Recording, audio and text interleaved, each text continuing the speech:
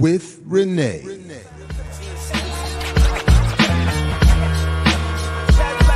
Yo. We wait all week and all day for more. Saturdays with Renee.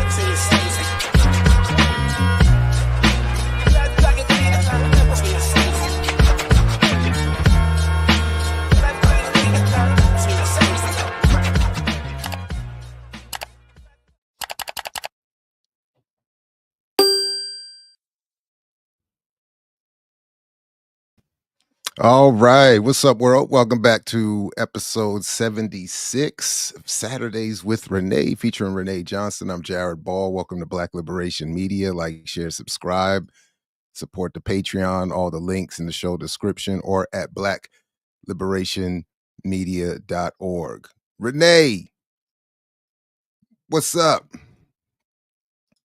How you feeling? And I think you're muted.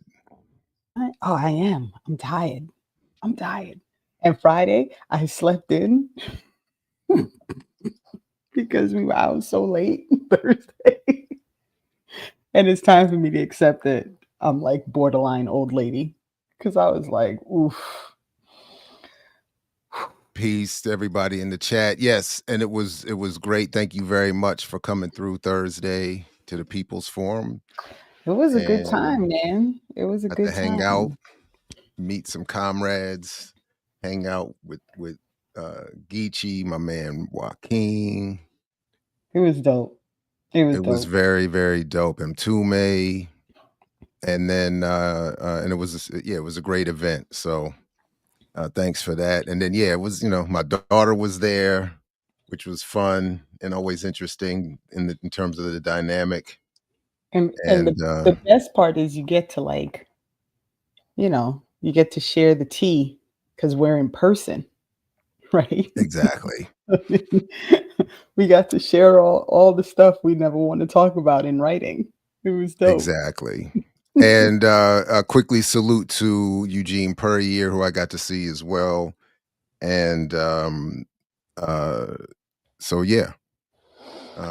good time, and more on that to come. But I know we have let's not a full show today, guests, and one of them is here already. And I've said before he would be among those coming through at some point. So we will welcome Amandla Thomas Johnson. Although, is this happening only for me that I don't see him beyond the name tag? It's maybe it's frozen. I don't know. Hold on a second. Let's see. Amandla, maybe we need to get you to refresh, because I think he's frozen back there.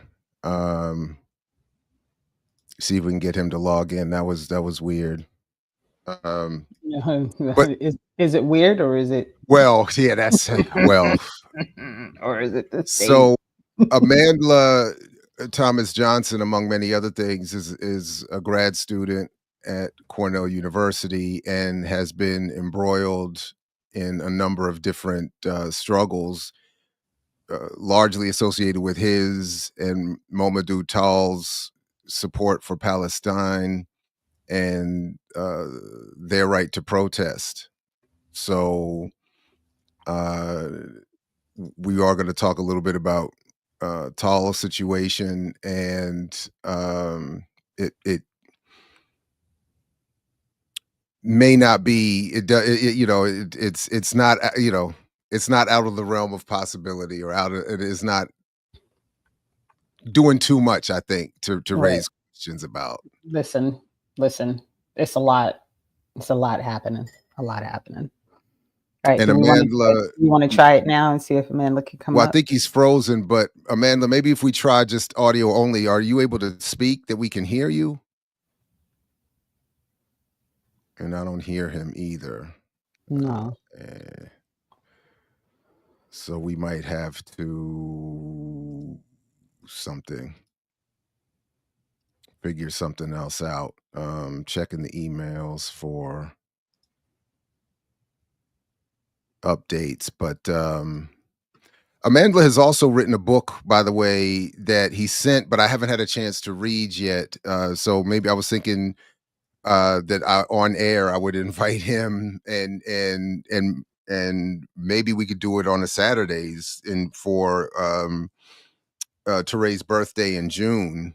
Let's Maybe do it. we would review his book, and which I'm very much interested in reading, and I can only imagine it's worlds better than the political hit job performed on him by Peniel Joseph. But yeah, so I'm gonna do. I mean, Amandla, can we hear you without Yes. video? Amandla? All right. I don't know. It's trying. It's All right, trying. yeah. Can There you we hear go. us? I can hear you. My internet. I need to go downstairs. My internet connection is very bad. Okay. Okay. I mean, because if we need to, we can do audio only. If you want to just stay off camera, Okay. and that might help. Because I know your time is short, but it's up to you. All right, maybe that's what's happening. Yeah. But so yeah, we'll definitely talk about maybe adding Amandla and his book to a commemoration of Kwame Ture at the end of June. But Well, I'm trying to do a good yeah. job with like keeping us on track with the schedule. So we That can is plan true. things now because Yeah, I actually have a lot of catching up to do. There was a flurry of emails arranging things. there was a flurry, but Yeah. everything's in that first tab. The Yeah. spreadsheet, man. The spreadsheet. I know. No, I know. It's beautiful. The spreadsheet is a beautiful thing. Who invented the spreadsheet, by the way? That's a really good question. I have no idea. It's I've been listening to Kanye West a lot lately, so Oh, maybe it was Lord. the Jews. Did the Jews Oh, invent the Lord. Here spreadsheet? we go. Here we go. I can't stand you. I can't. I'm sorry, but it was funny to read his list. Jay-Z, Beyonce, my children, and then way at the bottom, and the Jews. I was like, wow. Oh, yeah, I was like, yeah, I mean, he went at his own kids too. I was like, dang, son, But But Monty always got jokes. Why though? I am I probably know. She's not wrong. She's not wrong. Thomas XL. Why do I feel like I'm being? All right, let's give it a shot again and see if we can get Amandla Thomas Johnson. It's good to see you, sir. Good to see you. It's good to see you. It's good to see you. Thanks for having me on. Thank you so much for joining. I'm so excited to be able to talk to you. Yeah, it's my pleasure. It's my pleasure. Thank you. Thank you for having me. So we booked you. I don't know if you were able to hear this, but you've now been booked to the show at the end of June to talk about your book on Kwame Ture to commemorate his birthday. So that's cool. You just work that out. However you need to. That's good. It's now on your calendar. So just click accept on the update or the invitation. There you go. We'll figure it out. We'll figure it out. Okay. So typically we allow our guests to talk about themselves first. So would you mind just letting the folks know who you are, where you are, and what's going on? Yeah. So my name is Amandla Thomas Johnson. I'm an African Caribbean, born in London, grew up in London. My family from Trinidad and Tobago, St. Vincent and Grenadines, shout out. But I've been living in the US for the last few years. I'm a student, PhD candidate at Cornell University. And I'm in the Department of Literatures and English, and I study the Grenadian Revolution. So this was an important revolution, 1979 to 1983, the only socialist revolution in the English-speaking world. And it was a great inspiration for Black people from around the world who flocked there in large numbers to participate and support it in various ways. So I look at these people who supported the revolution in New York, in Canada, in London, and also the Netherlands as well. My family were kind of supporting it as well. So it kind of means a lot to me on a kind of personal level as well. I guess the other thing I would say is that prior to coming to Cornell, I was a journalist for several years. I spent about 3 years living in Senegal. I was working for Al Jazeera and some other outlets, and I was covering the West Africa region, so Mali, Mauritania, Senegal, Gambia, and I went to Guinea as well. And Guinea was a special trip for me. Kwame Ture lived in Guinea for most of his life. Actually, we're led to believe that Kwame Ture was an all-American hero. Far from it. He was born in Trinidad and Tobago. He spent about 17 years in the US before going to Guinea. From 1969 to 1998. He lived most of his life in West Africa and was very active in Pan-African organizing and politics, and also kind of global solidarity politics as well, working with the likes of the Irish Republican movement, working with the Palestinians, for example, working with the Cubans as well. So I wrote a small text, a short text about the time he spent in Guinea, and I spoke to various people in Guinea who knew him and also consulted his archive as well. And now I'm like mad you can't stay because I have now 8,000 questions. Go ahead. I can stay. Go ahead. I got a bit of time. Okay. All right. Okay. So, good. I don't want to sell you short.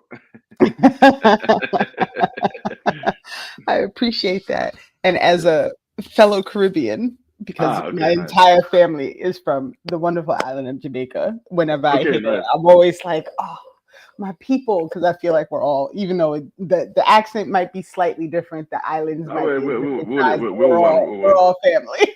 Yeah, for real. And I've been to the Caribbean for what it's worth, so I just throw that in there. All right. Now we're all part of it. So we wanted to talk a little bit about what's happening at Cornell, and I know things are shaky with everything that's happening. So I also don't want to put you in a predicament, to say too much. So feel free to just can't do that one next. No, I can talk about. Happy to talk about it. All right, please, thank you. Yeah. So since October the 7th, when Israel began its genocide of the Palestinian people, students at Cornell have been organizing. And organizing to basically on a number of levels. First, they've been calling on the university to divest from its investments in companies, arms companies, defense companies, but also partnerships with Israeli institutions such as Technion, which has developed a lot of the technology, the war technology that is being and tested that technology on Palestinians, right? So there's been that organizing. The organizing has, I think, when I came to Cornell, Cornell was just dead. I was just like, where's the politics in this place? Like there were no protests. There was very, very little kind of political activity. But what I think has happened is that the Palestine protests have really sort of radicalized a lot of students. And in March of last year, undergraduate students had a referendum about whether the university should divest from its investments in these companies, Boeing and other companies that are sort of taking part or sort of fueling the genocide with their arms. And overwhelmingly, they voted for the university to divest from these companies, right? So there was a lot of ground made in terms of raising the consciousness of students, really, with the sort of protests. And, these protests included occupations, included your standard sort of protests and banners and speeches. There was an encampment at the university as well. Now, going into this academic year, so in September, in fact, we had an action that took place at a hotel. There's a hotel on Cornell's campus. And this was at a career fair, a job fair taking place in the campus. And companies like Boeing and L3 Harris were present. And some of us went in and we brought it to a standstill, basically. Now, the university decided this was their moment, right? This was their big moment. Like, imagine we've had an encampment, we've occupied the president's office, we've occupied buildings, we've done everything there is to do. But now this was their moment to just go in hard. So they suspended like 16, 17 of us. And me personally, I was banned from campus. Now, Jao, you've been to my place on campus. So I live on campus, right? But I was banned from campus. So it basically meant that I was under kind of house arrest, basically. It was like, if I left my house, I had to leave the university. And the way Cornell is built, it's like Cornell is a city in itself, like that sits on top of Ithaca. So it was like, if I wanted to go somewhere, I just had to I had to plan to go for. Oh, damn. He just froze. Yeah. Okay. Amandla, have you got me? Yeah, now we got it. There you go. You go. You were saying you couldn't go for a walk. Yeah. I couldn't use the gym properly. I couldn't go to the campus shop. We couldn't just cross the road. I had to negotiate to even teach my class, right? Which is outrageous. I was teaching a class called What is Blackness? And the reason I was teaching that was because my colleague and their friend Momodou Taal got suspended and was banned from teaching his class. So I had to take on his class, and then I got suspended and had to then negotiate in order to continue. So it was very messy. Since then, and this took place under the Biden administration. Let's be clear about that. But since Trump has come into power, he has used this as fuel to basically promote his own agenda. Right, we've seen this with Project 2025, where he just wants to gut out any sense of progressive thought on US campuses, Black studies. We saw yesterday Colombia capitulating to the Trump administration by putting its Department of Middle Eastern Studies, this is Department of Middle Eastern Studies, Africa and Asia, into receivership. So basically they're saying you could only study white people. if you try and study Arabs, Black people, Chinese, whatever, you're in trouble with us, right? So this is what the administration is trying to do, and Colombia capitulated and decided to put its department into receivership, right? So this is a big issue, but they're using Gaza as a way to go in and burn down the entire kind of progressive curriculum at these universities, and Cornell is no different as well. As things stand, you might have heard of Momodou Taal's case. So Momodou Taal brought a lawsuit along with another student and also a professor in my department, Makoma Ngugi, against the Trump administration, saying that by declaring they want to deport foreign students, the administration is breaking the First Amendment, right? Taal is not being charged with any crime. I have not been charged with any crime. There is no sense of any incitement or anything that could in any way be construed as a crime.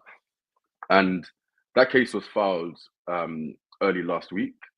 And within a few days, police were stationed, federal agents were stationed outside of Taal's residence, right? Within a few days, right? So this is like thuggery, right? You've basically booked your day in court to have with the administration, and they're basically trying to pick you up before you even get there, right? There was then an email sent to Momodou Taal, a few days ago, where ICE have basically said that they want him to turn himself in, right? This is all happened days before this historic First Amendment case is heard in court, right? So this is something that's happening now. Lawyers are arguing, for at least, Taal, for us to get to Tuesday and for them to defend the case.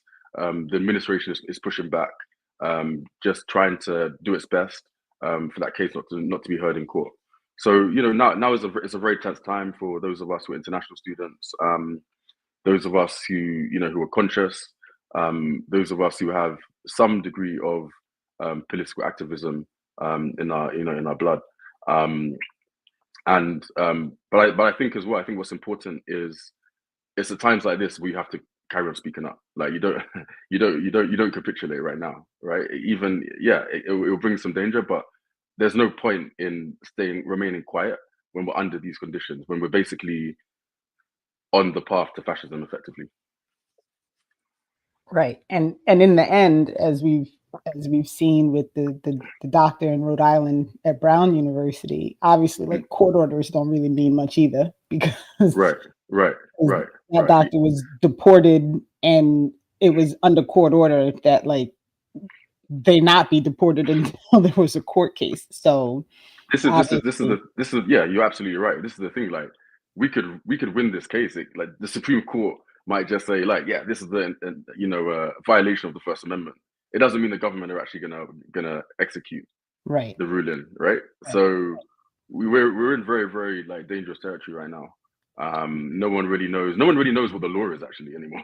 Like, you know what I mean? Like, yeah, you have the law on paper, but what is the law in practice? Right. Nobody really knows, Right. Yeah. And it's a really, and I think this is how all laws are written, right? Because one of my big issues with this whole law and civil rights and all these things is like you're born with rights that should automatically exist because you are a person who lives and breathes and eats and all those things, right?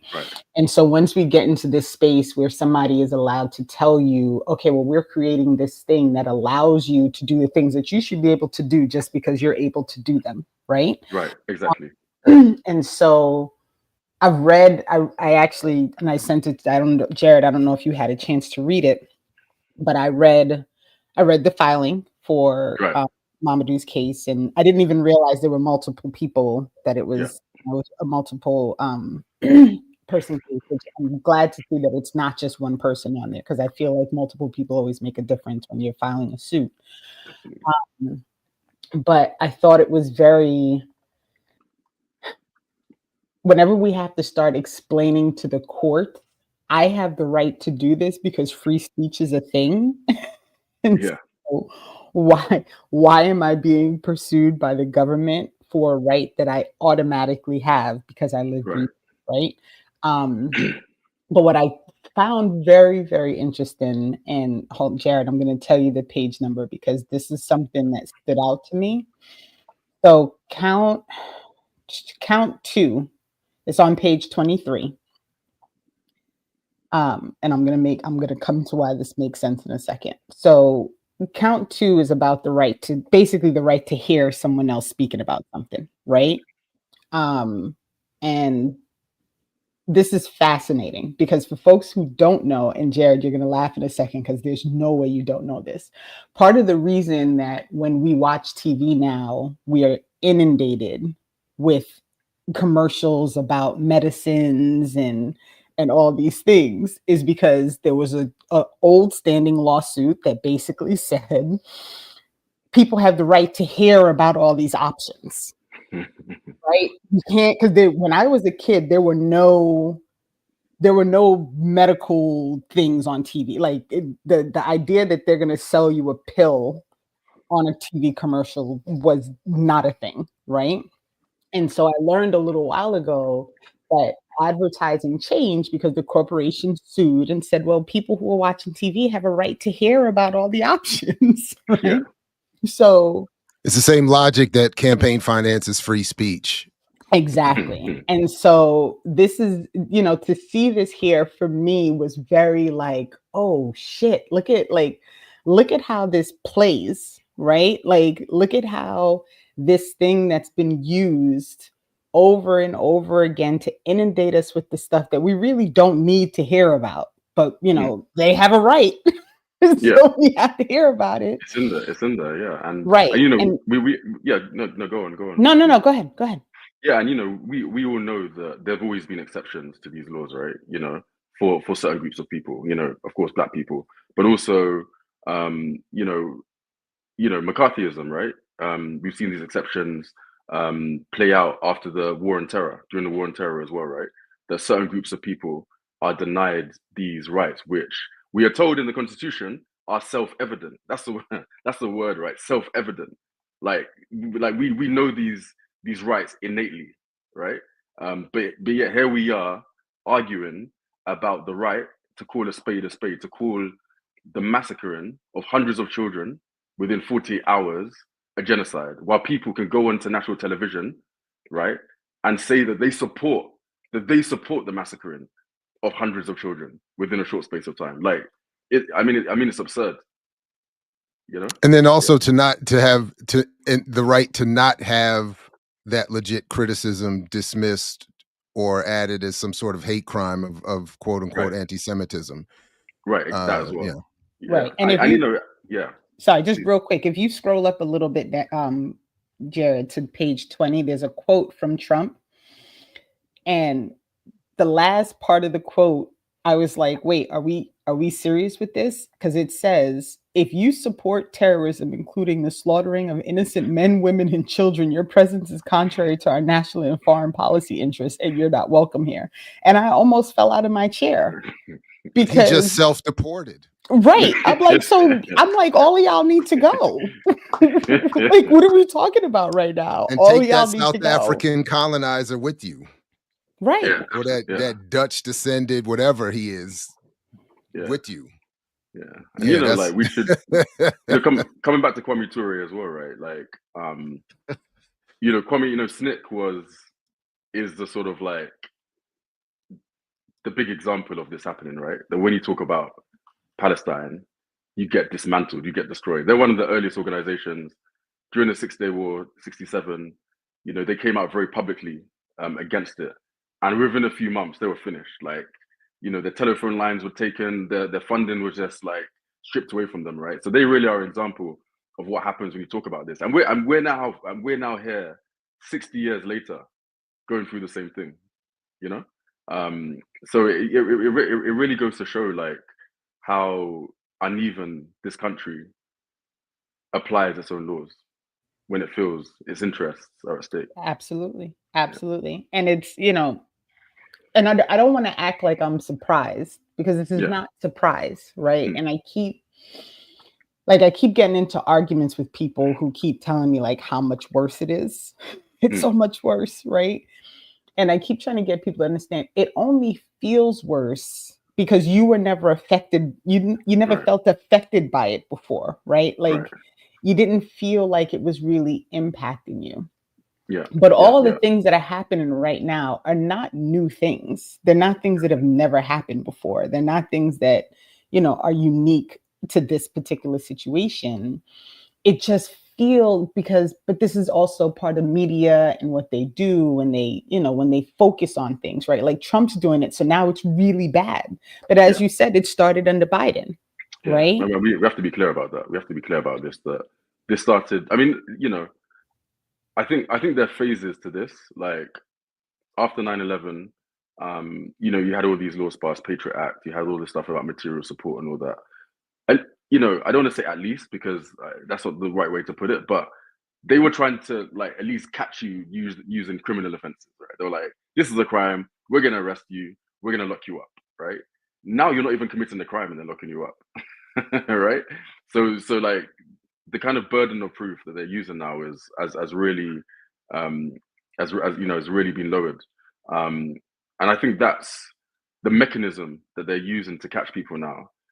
For me, that's what is so interesting about the current moment, that the president can go on television and say Mahmoud Khalil, who was grabbed from Colombia a few weeks ago, is basically a jihadist, right? Well, if he's a jihadist and like charge him with a crime, like where's the evidence? You can't even do that. You can't even do that. You have no evidence against these people, against any of us. Right. So it's very arbitrary right now. It's basically like just he can just point at you and just say we want you locked up, right? It's as simple as that basically. I'm thinking again about Kwame Ture. I remember reading about the efforts to seize his passport back in the 60s, right? When he was sort of going on his global tour. So this is shortly after SNCC came out in support of the Palestinians and against Israeli Zionism. And Kwame Ture is on this tour. He's in Cuba, meeting Castro, and if I remember, he's flying into Europe, and he's about to take off for Spain when he catches word that there are agents in Spain waiting to seize his passport. So he turns back, and he ends up going to Vietnam. He even goes to Syria to see the Palestinian refugee camps there. He ends up in Guinea. He goes to Algeria and these other places as well. So even this attempt to seize passports, strip citizenship, to just use immigration as a way to stop people from telling the truth, is something that has been going on for a very long time. It's not new. Can you imagine describing Kwame Ture's story as a uniquely American one? Yeah, I mean, it's laughable. As I know, I know we can't all be top scholars and elite scholars and all of that, but that's just, I mean, even what you just said right there, just but and I think part of this also is there's like a really it's such an opaque, like this broad, just like if you're participating in terrorism, we can deport you, right? but then what does that mean exactly? Does it mean Right. like somebody can just point at you and say you're a terrorist, and now that, that's what happens, right? Yeah. And then you also have this whole thing with the foreign policy, which people should be really talking about, right? Like, why is foreign policy with regard to anti-Semitism being based on an organization that is a private organization who's sitting around like just writing stuff, right? Like, even when you go to the IHRA's website, it is a working definition of anti-Semitism. It's not even like right? Like, it's not even like you have something that's like legitimately done. And even if it was legitimately done, it's nonsensical. But I mean, just, the whole idea that you can set this thing up in this way. We're going to use this private organization. And again, need to point out that this started during Biden's administration, right? Like, that's when the House voted that they were going to go with this new definition of anti-Semitism. And so this is what's being now used, because our quote unquote foreign policy is based on this arbitrary new definition of anti-Semitism. And therefore, because this new definition of anti-Semitism says you can't criticize Israel, anyone who is doing so is now breaking with our foreign, like, it's just so nonsensical how the whole thing is playing out and being used against people who really do, like, we're supposed to, let me correct myself, we have the right to speak and to have political protest and to criticize and all of these things, but it's only as long as you're not doing the things that the government doesn't want you to do. And it's really important for people to understand that, right? Absolutely. I mean, for me, it's also like a sign of desperation. Like, oh, absolutely. Like, like the truth, like it's as clear as day. Like, what's going on in Palestine? Like, you can't, you have to trick yourself to like not see it for what it is. Like, you have to work really hard to deny that what is going on there isn't like a genocide, right? And so many people can see that now. We're seeing, if you look at the numbers, the statistics, we're seeing like there's a generational shift in US attitudes among the US population towards Israel, right? You've seen a lot of young people are very much against Israel and what they're doing. And we're also seeing a lack of belief in the American project, in the Western project. I come from the UK, right? And believe it or not, one of the reasons I left the UK was because of this sort of stuff. Actually, like, you couldn't talk about foreign policy, you couldn't have these conversations, and I ended up here. That's a side point. But also as well, I think this really speaks to America's insecurity in the world, right? We're entering into a phase now where there's a multipolar world. Countries like China, are rising. We've seen as well, India, Brazil, these other countries as well, are now sort of becoming prominent on the world stage. And this is making the United States very, very, very afraid. And now they're just lashing out at anything and anyone to try and claw back a semblance of credibility right now. So I think this is about insecurity as well. America being insecure about its place in the world. Definitely, and being very afraid of too many people stepping up, right?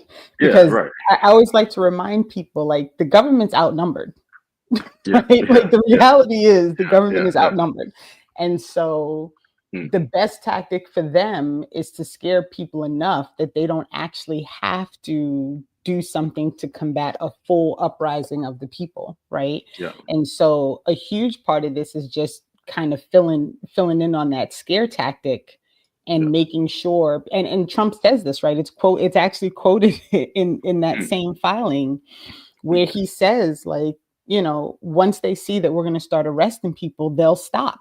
Like, this is all part of the game. Like, this is what they're doing, and it's intentional because they want to silence people and they want people to be so afraid, which is why I so appreciate that Momodou is basically like, nah, like, don't do that.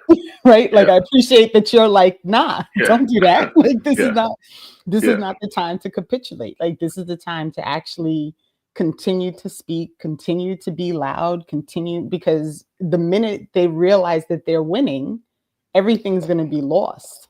Exactly. Right. Exactly. And it's unfortunate for me to see, even in reading the filing, like so many things that Momodou hasn't been able to do in recent days because of all of this that's happening, right? Like I have a friend on a college campus and I said, like, what's going on there now? And she was like, nothing. Everybody's afraid. Yeah. Right. Yeah. And so it makes me nervous to see that it's taken that turn, because it's like the worst time for it to take that turn. Like this is the time when people actually need to say, like, no, let's just keep pushing, because eventually people have to realize they can't get everybody.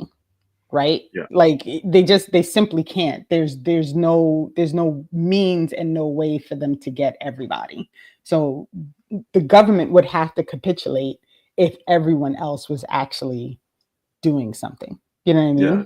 No, absolutely. And you know, like, even Momodou's treatment is, I think, a sign of their fear as well, right? I mean, they're trying to grab him before he has his day in court to prove that what they're doing is Right. violating the First Amendment. Like, isn't that just desperation?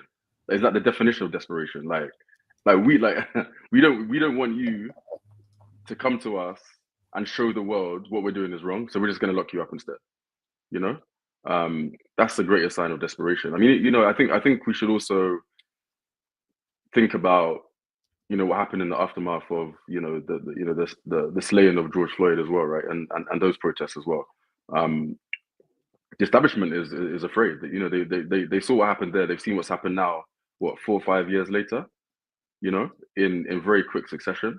And they're afraid. Like they can see that there are a lot of people out there who are becoming conscious, who are not taking their lives seriously, and want to create a different world. And that's making them very afraid, Democrats and Republicans alike. Yeah. And when when I started building that map, that's why 2020 was the year that I picked, because it seemed so clear to me that the government was preparing itself, right, to be able to respond. And in doing research for this morning, and I do this to Jared all the time, so don't feel bad, Jared. There's no shot you caught this on the run sheet. I actually tracked down Movement for Black Lives did a report on the 300 and something federal cases that came out of 2020. And in 2021, there was still like 200 and something cases pending. So it's not like, like people can say, well, all these people got arrested under Trump, and that is correct, but they were still being prosecuted under Biden. Like, it's not like they said, okay, we're going to drop all these cases and let these people go. It was still being pursued.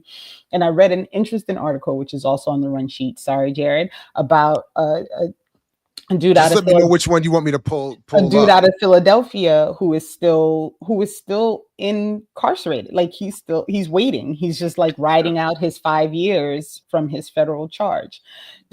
Amandla, how much longer do we have you for? We've got about 5 minutes. Okay.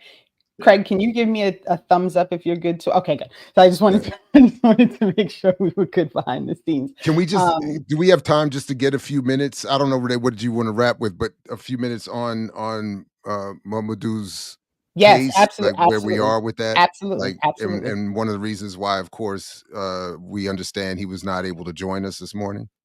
Yeah. So right now, I mean, as we speak,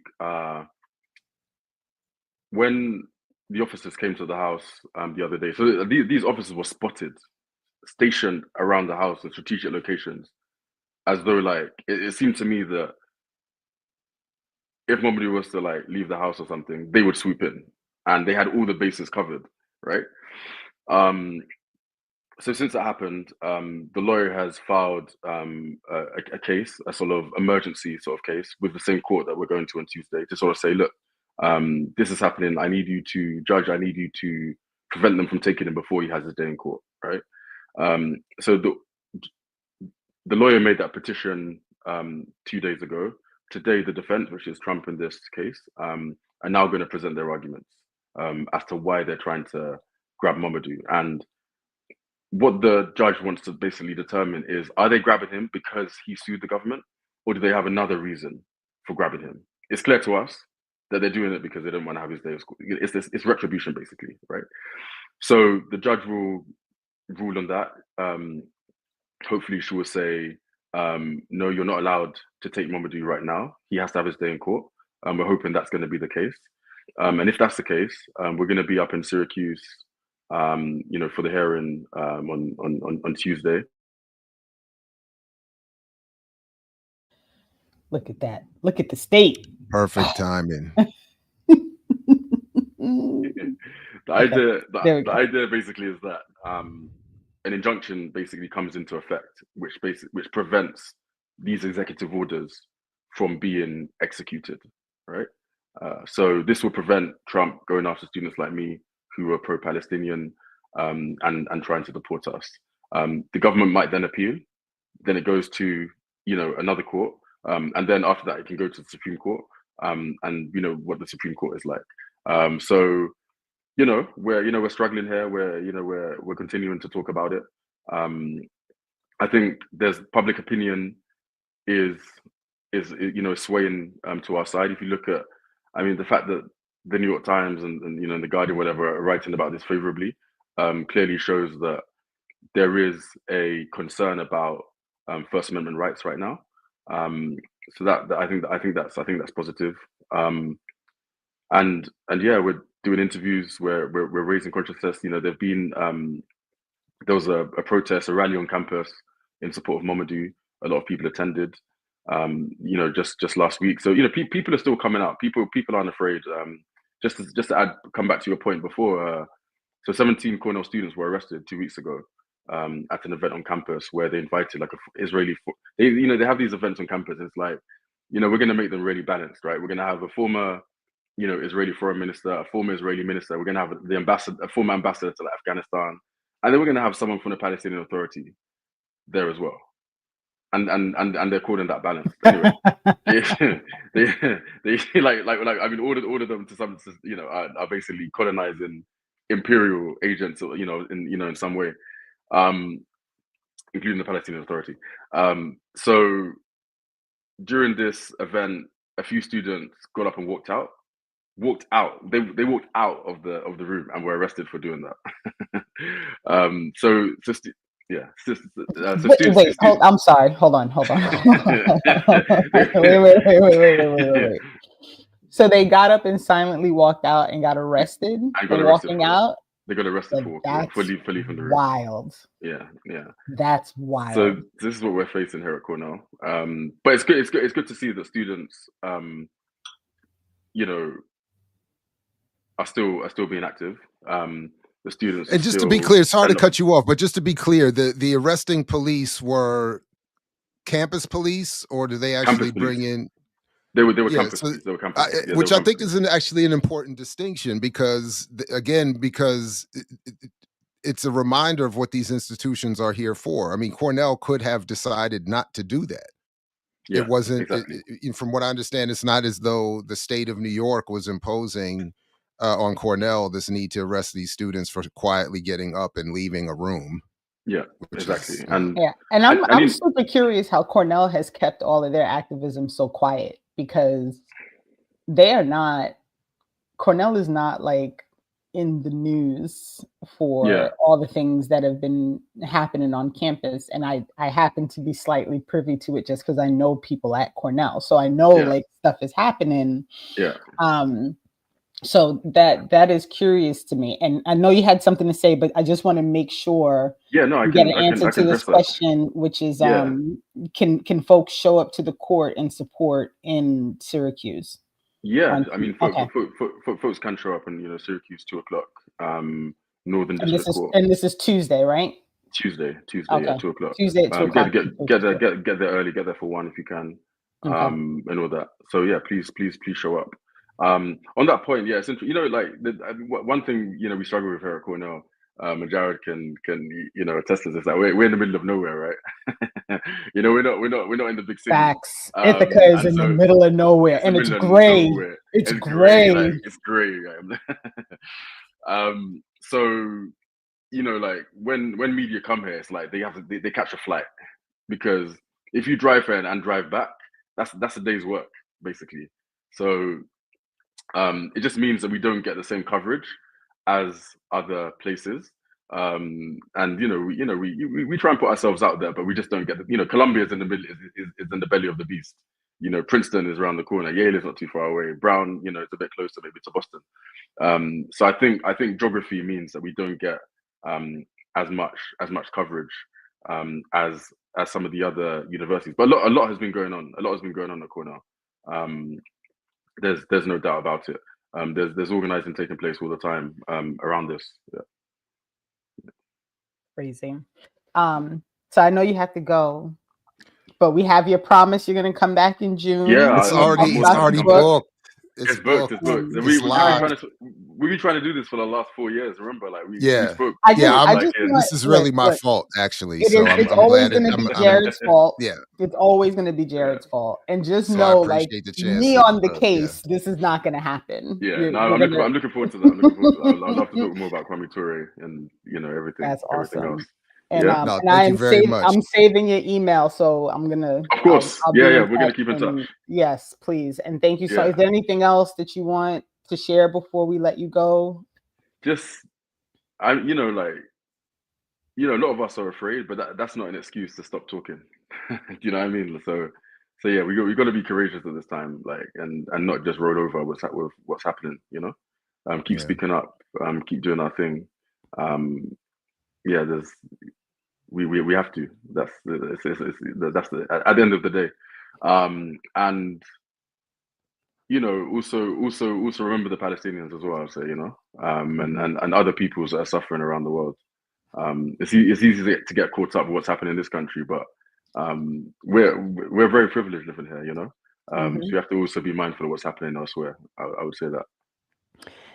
Amandla, thank you so much. Big salute to you and Momodou as well. Solidarity. I wish I could get to Syracuse on Tuesday because I'd be there, but it's a job. I hear that. But we'll keep stressing it. Good luck to you. All right, thank you very much. Peace. Oh man, big salute. And Yipper, why just Renee? Because you just admitted that if it wasn't for me, it wouldn't have happened. But I mean, you know what I mean? It's messed up. It's messed up. Now, big shout out. Yeah. And take the credit because make it happen. Yeah. Look, listen. I will say this. I have gotten into contact with so many people who I quietly love. And then Jared be like, can we send an email? And I'd be like, why are you asking me crazy questions? Send the email. Of course we can send the email. Just basic protocol, just habit. No, but big shout out to, and it's wild just very quickly, to visit there and the graciousness with which he and Momodou and other activists up there share and extend is wild, and the way they have to engage the space of Cornell and Ithaca, it's shameful on the part of the institution and the state, but impressive on the part of them. So I really do appreciate all of that. So I look forward to building more, and we'll continue to keep an eye on what's going on. So we're going to take a quick right turn, and it's going to feel like a right turn, but it's not really a right turn because, we're on the right side of these fights. And so I feel like it's not so crazy. So we're going to bring up CraigCayetano, and Craig, don't kill me. I always have to make sure I'm pronouncing your last name right. Thank you for your patience. So folks all know that I am a active committee chairperson and member of the GreenParty of New Jersey. And one of the stances that we've actually taken a really hard stance on is in support of these folks who are under fire. We wrote a statement when Mahmoud Khalil was detained and arrested and sent to Louisiana. And part of the reason that the Green Party in New Jersey is so invested in that fight is because he was first taken to New Jersey, and it seems that he's going to be returning to New Jersey for his case. And so as the Green Party in New Jersey, it is important that we take a stand and that we take the right stand, which is, why are we trampling on people's rights? This is absurd. And one of the things that we are making a real effort to do this year is to be on the ground and to have multiple conversations. And as part of this, we are continuing our yearly convention, and that is going to be 2 weeks from today. So I asked Craig if he could join us very quickly today, just to give some information about what the New Jersey convention is about. And I will let Craig go. But first, introduce yourself, Craig, and then you can talk about the convention. Thanks, Renee. Thanks, Jared. It's great to be here. It's great to be with the audience. My name's CraigCayetano. I've born and raised in New Jersey. I reside in Hawthorne, New Jersey, Passaic County. I've been a Green since 2016 and have been a national delegate, committee chair, state co-chair. I'm also steering committee, National Green Party co-chair right now. So it's just great to be here and obviously share all the work that's continuing. It's always ongoing. There's always another fight. And I don't know if everybody's aware of what we accomplished in New Jersey last year. The first time in a generation, we ran a full slate of congressional candidates to basically bracket with our presidential candidate and our US Senate candidate. So that was a monumental effort. Kind of what rolls into 25 is we kind of knew where we're going with this administration, and we're back to pivoting back to on the street work, collaborative work.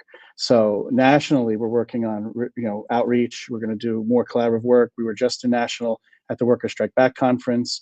I was floored that we had 35 Greens from 14 states and 3 leadership roles there to participate in that, and we're collaboratively willing to work with them and obviously make sure that we're addressing working class issues. But here in New Jersey, this year's a little different. We have to focus on state assembly, gubernatorial. So we're back at it again. So in addition to being in the streets, supporting obviously challenging the onslaught in Gaza still. There's protests every day now, obviously around immigrant rights and ICE detention raids that are going on. I'm getting alerts anytime they're in my area too. And obviously what's going on with Khalil too. So there's a lot going on around, but what we're trying to do is we want to achieve this goal of getting up to 80 assembly candidates. New Jersey is very archaic with how to become a major party. We're a minor party, but to be a major party, you need 10% of the vote in every assembly district. So while we want to have 80 people to obviously bracket and show strength, at least one in every district, and they get 10%, helps us get to that goal. And then our gubernatorial candidate needs 10% of the goal too. And then we could be a major party to really challenge the duopoly. But it helps running campaigns, staying consistent with messaging, being out in the streets, and trying to bring forth the change that we keep saying that our platform stands for. So I'm so proud of the race that we had last year for the Green 13, Dr. Stein and Dr. Ware. But basically right now we're focusing our convention. We already have a few assembly candidates that we've already endorsed along with our gubernatorial candidates. So we're going to be announcing them at the convention. We also have some guest speakers coming. We invited somebody from CARE. We invited somebody from COSECHA also to come and speak, and also the United Healthcare Alliance. So there's a few different guests that are coming in person. The convention will be on April 5th. There's always a hybrid format, so we would love to have as many people as possible in person at the Ocean County Library in Jackson, and it's from 9:30 to 4. 9:30 to 10 is like your check-in, and then we're going to keep going into the proceedings and go over committee reports, go over our stance where we feel the direction of the party should go this year. We will welcome back Dr. Stein to be a keynote speaker, because Dr. Stein is also now facing charges from the incident that happened when she was in Missouri last year.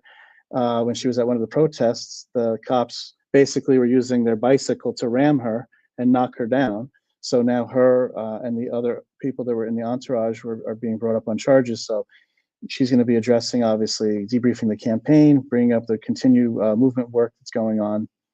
We have Steve Zielinski, our gubernatorial candidate, appearing as well.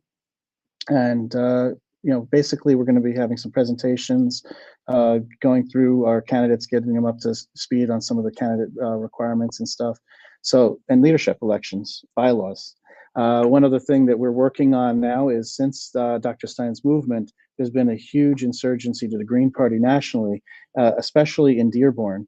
You have a lot of Arab and Muslim population that are building with the Green Party, and they're trying to form a national recognized caucus. So Green Party does have identity caucuses. I always viewed the identity caucus as the first bridge to the party, to get people on board with the party, aware of what the issues are. The caucuses then get voting rights. So the goal to getting a national recognized caucus is you do need 15 state parties to sign on.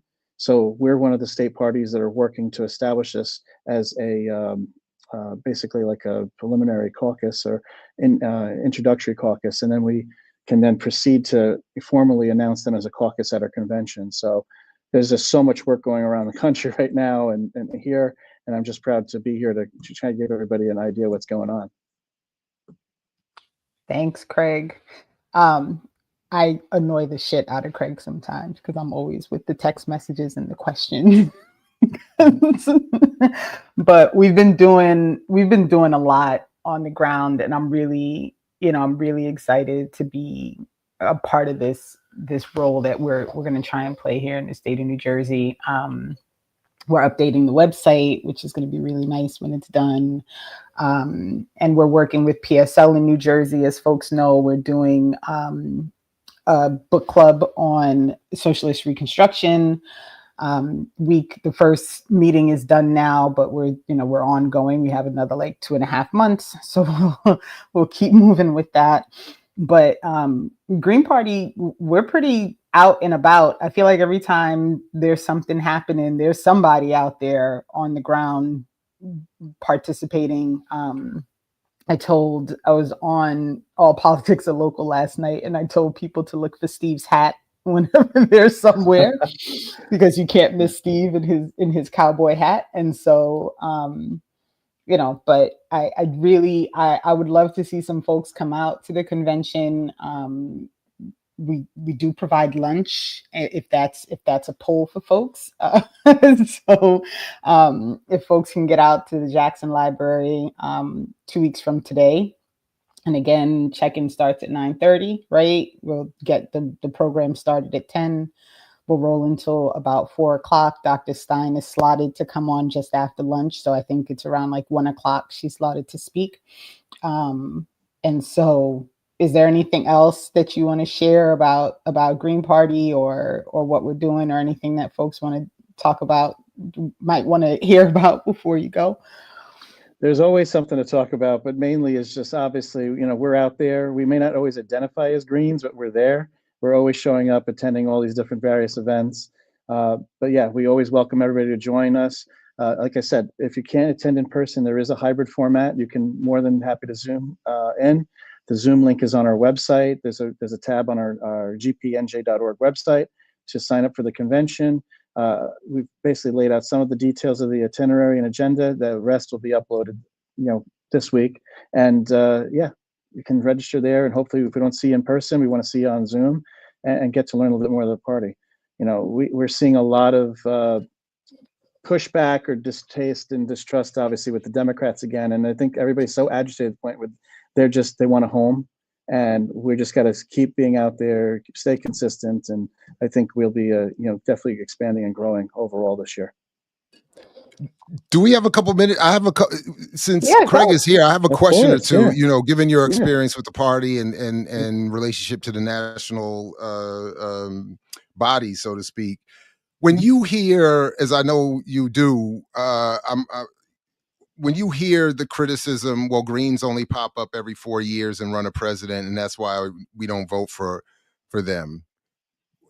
What you've already somewhat, I think, answered this if folks were listening, but could you just say a word or two about, well, how you respond to that? Oh yeah, of course. So we've heard this now. It's my 4th cycle for this, it feels like. But yeah, off years obviously is where you need to do more local running of stuff. So Arizona party's been doing great. I know already we had Dr. Ware's announced to run for governor of California, and he's got a huge momentum push already there. Andy Ellis has already announced last year for Maryland. And I've been friends with Andy since I joined the party late 2016. And the amount of work, that's the work that you start now. You start ahead, you start a year or two ahead. But yeah, and then they say, where's Dr. Stein? Dr. Stein has been working, and that's where maybe some things maybe in 2016 kind of should have been addressed differently, that we've learned this cycle, is Dr. Stein is working with the party, trying to advise and offer suggestions and keep those relationships together that she created. And that's where we had a lot of success with Worker Strike Back in key areas, the Abandon Biden movement, which became the Abandon Harris movement. So yeah, we're definitely out there. And the main thing is, yes, focusing attention on outreach, which we are sorely lacking. So we're definitely doing what we can. People don't know that the Green Party is a federation of state parties. So there are some times where we need to see if we can get some assistance to those state parties that are lacking funds or volunteers. So that's part of the goal for 2025 also, is to get some attention on the state parties that really need help. But yeah, the other state parties are doing their best. We try to share out all their information constantly. I think by constantly showing and barraging on social media that these other state parties are out there in the streets doing different things, it's starting to chip away at that narrative that people like to use against the party. And then, to the extent that you agree that it is a problem, as I see it, can you talk at all about what is being done or considered to prevent future presidential cycle errors, like what we saw with Cornel West, or this what feels sometimes like this constant pursuit of some form of celebrity as opposed to building from within, Dr. Stein notwithstanding? But yeah, to the extent that you agree that there is this issue here, do you see any differences happening between now and the next one? Because I would much, as a Green member myself, I would very much like to see the Green Party present itself as a stronger option, and a more clearly, organized one at the next presidential cycle. Agreed, wholly agreed here. So what had happened before is, so I'm a steering committee member. We have committees that we liaison to. One of my assignments is the Presidential Campaign Support Committee, which is the PSC. That's the one that handles all that and the guidelines for the presidential primary process. Also Media Committee, Merch Committee, and now Outreach Committee. So those are my assignments. But some of the stuff is to try to change and have candidates assured that they're going to try to get the matching funds. So, as you're building, the party and you want to be taken serious, you want to make sure you're running candidates that can actually, if they do win, can assume the role of president and vice president. So you have to make sure you have those basic guidelines. You also wanted to try to get the matching funds because we're always hampered because we shun any corporate money.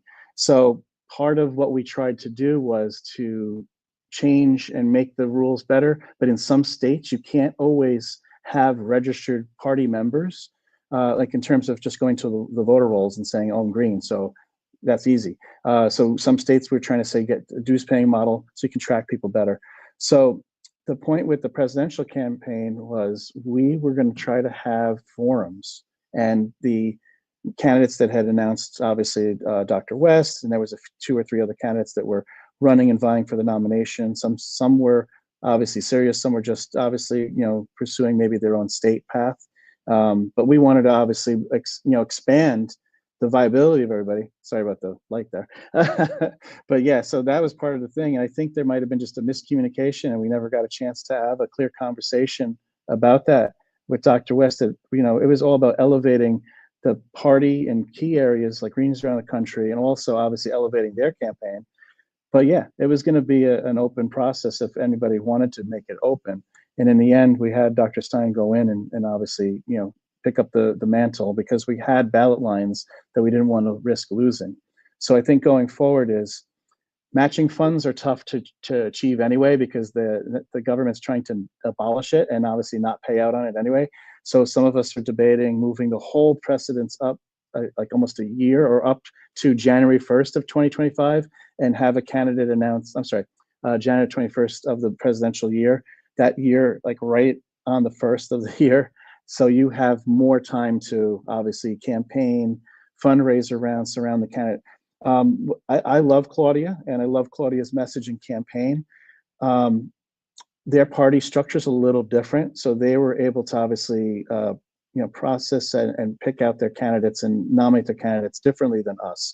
So because we do have states that we have to go through regular processes of primaries, you have a different process to go with. So we want to make sure that we're legitimately getting on the ballots in those states and retaining those lines. So we're going to try to pull this up as early as we can within reason to our state affiliated parties. And that's part of the work that starts this year, because it's going to always take a couple of years to get all that communicated properly. Big thanks for that. That is very much, well, that's... Now listen, that's bars. That was great. I love the idea of moving it up to the extent possible and getting started earlier and having more time. So anyway, but thank you for those answers. There is a, we as steering members, we only have a certain role. We're supposed to just make sure that any proposals come through or within the boundaries of the platform. We do get to be outward spokespeople for the party, but anything that comes to the party goes through a national committee elected by the states, and those states send delegates and they get to vote on things. So this Workers' Strike Back conference was one of the things that was like 99.5% unanimous to go and endorse this and be there. And it was great because on that convention, you had a lot of collaborative effort. We were cross-posting, we had people live streaming there as well. And obviously, we stay committed to that movement too. And some of us are going to become dues paying members there because we want to see that grow, because that collaborative work is going to help our collaborative work. And just like Renee was mentioning, we have the socialist group going on now, reading group with PSL, and we want more. We're going to want to explore any opportunity to continue to grow and be out there. But yeah, any other questions? I'm happy to answer. No, I'm good.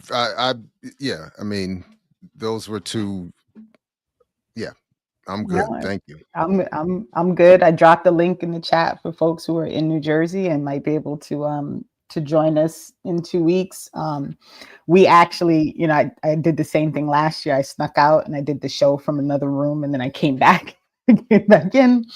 So we'll be doing that again. But in 2 weeks, our guests are also going to be from GreenParty. We have Felina joining us from the Black Caucus, and Angela Walker is going to come on, and we're going to talk through, some of that history and some of the work that the Black Caucus is still doing now. And you will find this out also on Monday that I'm going to be working to re-engage our Black Caucus in New Jersey. So awesome.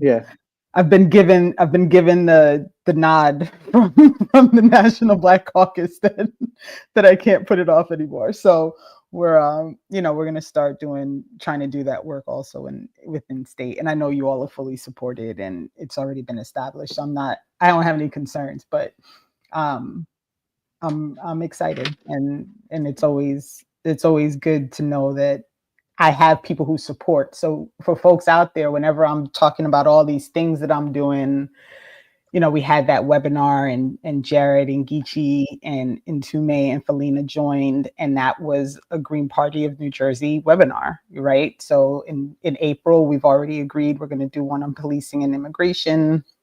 So I'm working on guests for that, and that's also going to be a GreenParty of New Jersey effort. So we're really working to be on the ground and to open our communications and to really try and grow our membership. So I really do encourage folks, if you're in New Jersey and you can make it to the Jackson Library in 2 weeks, please do sign up and come out.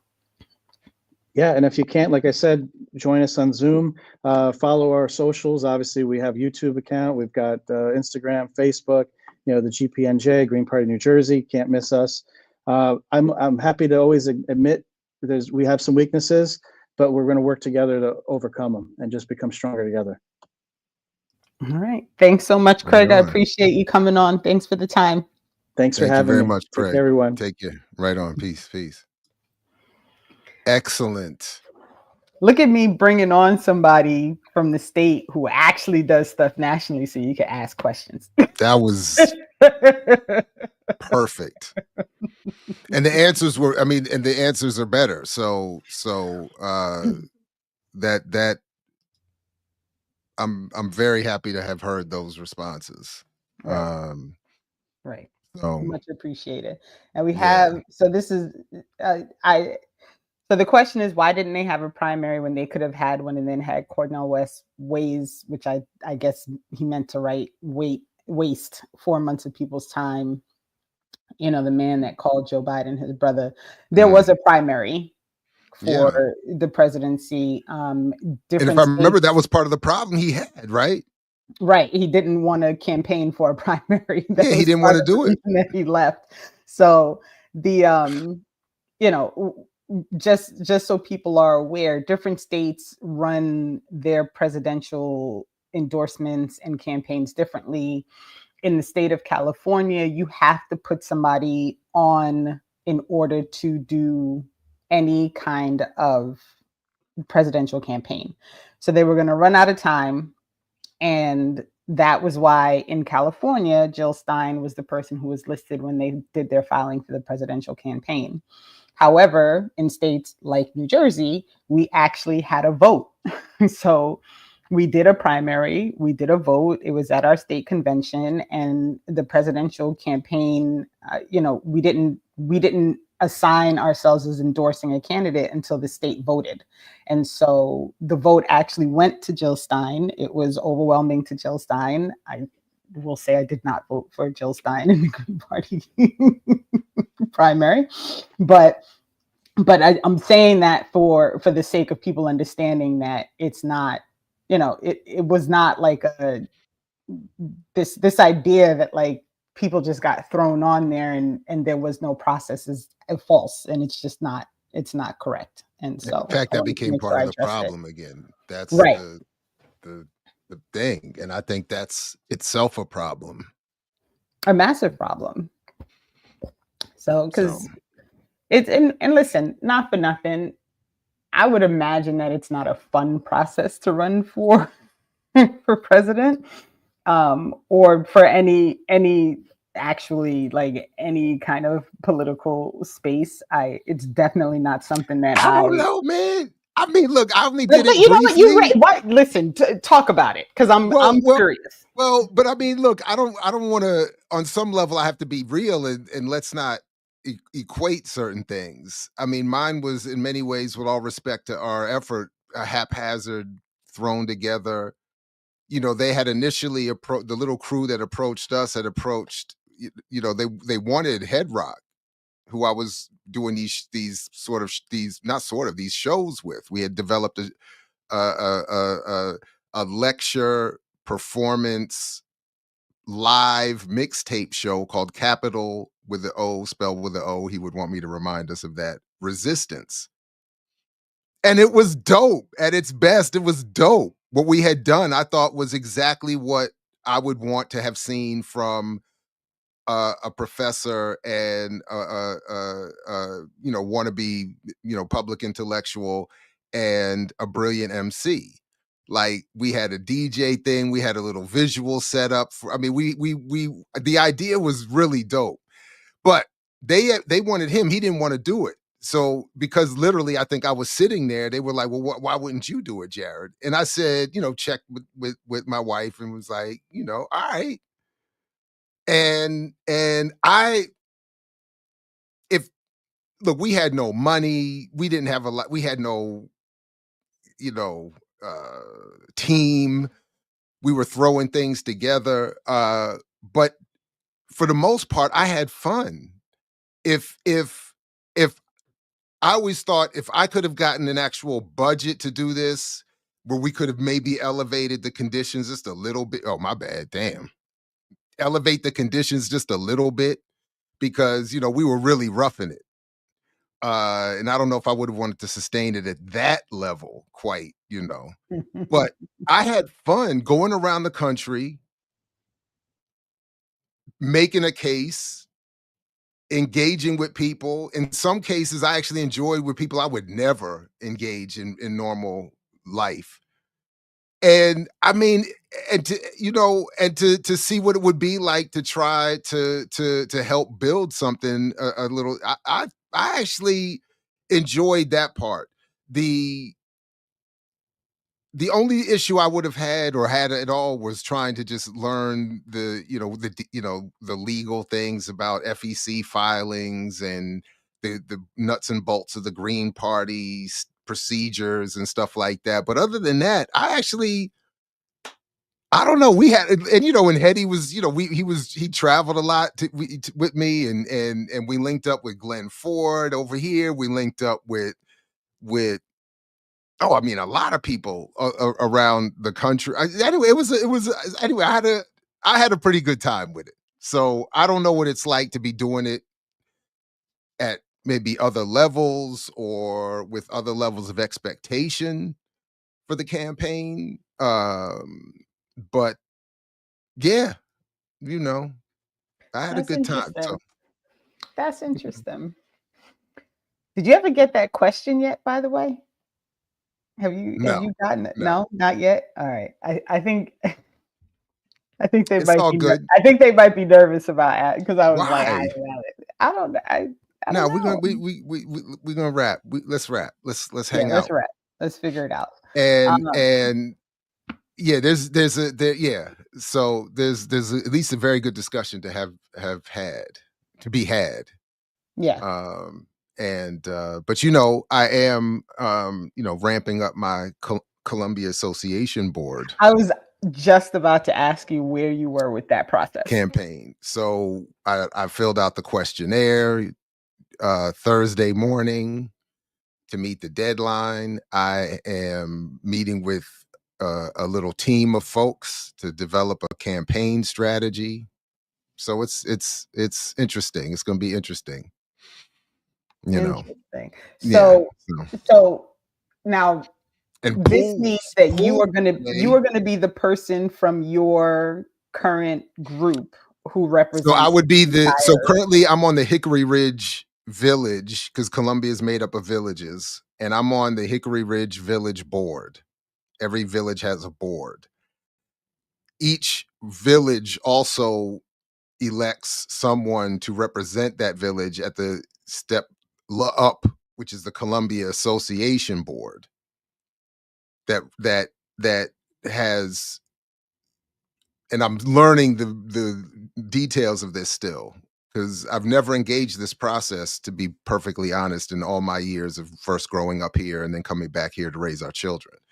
So it's another level of, they're the next level of management, and there's again debate and discussion about what exactly they can and cannot do. Ultimately, the next level up, where my I guess namesake, though there's no relation I'm aware of, Calvin Ball sits, is the Howard, or used to, I think, is he still there?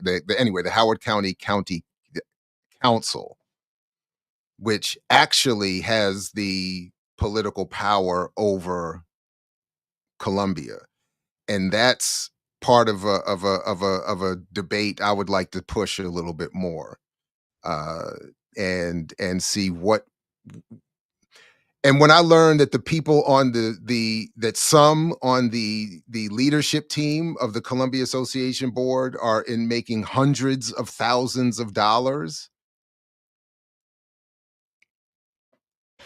and we got kids overwhelmingly Black and brown that can't afford to go to the pool even though they're residents here.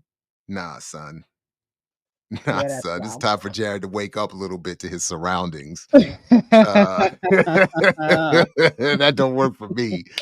So I said, I heard somebody making $300,000 off of our money, and yet anyone is being denied access to a pool. Nah, bro, as they Yeah, say. that's wild. Nah, bro. Mani's asking, is that like a county legislator? That's what we have here with some. She means Honestly, I don't know exactly what the comparative would be, and a lot of it is that I am just behind in terms of what is the actual purview of each of these steps. And there's a lot, like, Columbia doesn't have a mayor, for instance, or some arrangement like that. So, and there's been even debate about should that be evolved. But the way Columbia was built initially with the white liberal benefactor James Rouse sort of building this place, and then the way it was just described to me recently, created a protectorate that he was able to keep isolated from the rest of the county and state's politics, so that he could build this what was supposed to be a race and class utopia and whatnot. Now that he's gone and Howard Hughes Company is in charge, and all this other stuff. And by the way, of course, the board is if not entirely, overwhelmingly white and male. So it's like, yeah. So I don't know exactly what the comparative would be, and I don't know exactly what we can and cannot do, but I definitely know what I want to advocate. And I'm like, I've just not been paying attention. My adult political life has been spent focused on DC for the most part. And even that was insufficient. And then, just was not looking beneath too much of the, national and international politics for the most part. So, but the more I look locally, boy, that I get it. All politics is local, but the more I look, it's like, no wonder Trump won. Right. And no wonder people thought it was a utopia under Biden. Right. And there's just so much, man. And how are we going to have kids that can't afford to go to a pool? You know what I mean? Really, I really had no idea that was the case. I just didn't know that was possible. So it's pool, is it multiple pools? This is y'all, I'm about to know how y'all there's a Columbia Association that if you have a membership to it, you have access to all these pools and gyms in the area. Okay. How some pools are defined and not defined as part of this is a little bit confusing to me. And why residents aren't automatically, to what extent residents are automatically given access to any of this, I'm also not quite clear on. But the way it was just broken down to me was, and again, I am a sucker for some of these simple terms, and I have to do much more homework to get it to I'm far from a Renee spreadsheet level of analysis. But so I'm still at the headlines. $300,000, Black and brown kids can't afford the pool. W.R. Grace just got permission to dump plastics into the air up the street from us.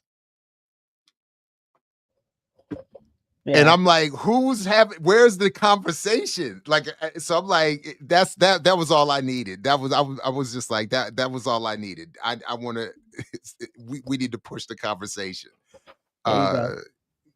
Because so yeah, I have a lot to learn. So we'll stay tuned over the next few weeks as I. But that's also part of the process, right? Is understanding how all these things work. Because there's a lot of rules and regulations and legislation and. But that's what it is. That's what I'm seeing. This is how, and you're right, and this is why I'm late. Why it is important to pay attention, because you can see why people will quietly accept the grand nonsense that many of us focus on, because there's too many people who are quietly benefiting and happy to just, no, don't upset this enough, because what does trickle down to me is great. It may not be an actual trickle down to everyone, but I'm getting such a nice little cut that I'm happy to suppress elements over here and over here. Remember that dude who was on that PG County thing with me a couple months ago? Oh, and he said, I was in the military too, Jared. And then I got out and I wanted to wave the red, black, and green. And he said, but it was too hard. and it's not enough money. So I wanted to make some money. I mean, he said it, and then he said it on the mic. That's wild. It is a lot, though.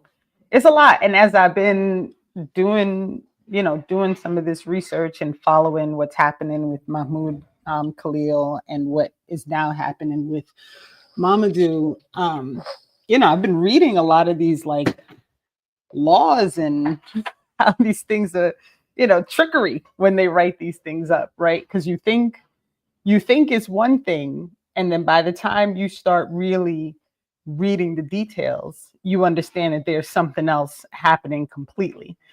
So if we can get back real quick to what's happening with this case with Momodou and Mahmoud, in our y'all about to go down my rabbit hole, because this is what I was trying to find, and it took me a little bit to figure out where this rule was coming from. But when I finally found it, I was like, these mofos are tricky. They're tricky as hell. So on the line, and I think it says like definitions and rules or something to that effect, there is a link to a government website. That government website breaks down the regulations for people who are legal residents and immigrants here in this United States of America. And so you'll see that this breaks down basically like what the rules are for when you can detain somebody. And you'll see that it's very, very loosey-goosey, right? We start talking about suspected terrorism, which is what I mentioned earlier. So you can just be suspected of being a terrorist, and that's it, right? So, well, I'm sure it's based on some serious initial investigation that uncovers some real tangible connection to. Right. So you can see it right there. Like it doesn't. It just says like under this paragraph, if you have a reasonable belief, right? So this is what we always go into, right? Reasonable grounds to believe that they're engaged in any other activity. Sorry, I skipped the thing. Is described in sections. So all those sections basically say like any kind of behavior that loosely associates you with the possibility that you're engaging with terrorists. It's very loose. And then it says engaged in any other activity that endangers the national security of the United States.